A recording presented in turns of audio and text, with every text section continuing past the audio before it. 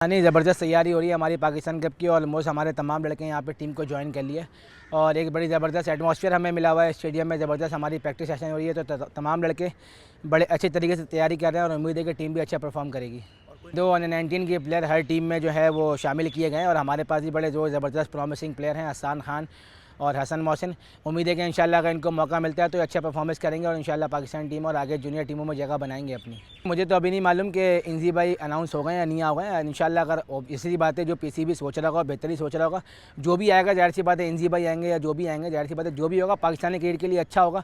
तो उम्मीद है कि जो भी पीसीबी जिसको भी लेके आएंगे पाकिस्तान की तरक्की के लिए लेके आएंगे। काफ़ी टाइम से ये वर्ड सुन रहा हूँ और मैंने पहले भी कहा है कि इसको मेरे नाम के नाम से हटा दें, ज़्यादा बेहतर है। क्योंकि क्रिकेट में यार कई परफॉर्मेंस करते हैं, कभी नहीं करते, तो जब आप परफॉर्मेंस कर देते हैं तो नाम जी चल जाता है, धोखा नहीं दिया, परफॉर्मेंस नहीं की तो वो धोखा नहीं दिया। आई थिंक ये क्रिकेट है, तो क्रिकेट को गेम की तरह लें और इस वर्ड्स को साइड में रख देना ज़्यादा बेहतर है। देखें, मेरी पूरी कोशिश यही होगी कि अपनी परफॉर्मेंस जारी रखूँ। जाहिर सी बात है जब मैं परफॉर्मेंस करूँगा तो लड़के भी ऑब्वियसली परफॉर्मेंस करते रहेंगे, तो आई थिंक मेरा परफॉर्मेंस करना बहुत ज़्यादा मैटर करेगा टीम के लिए।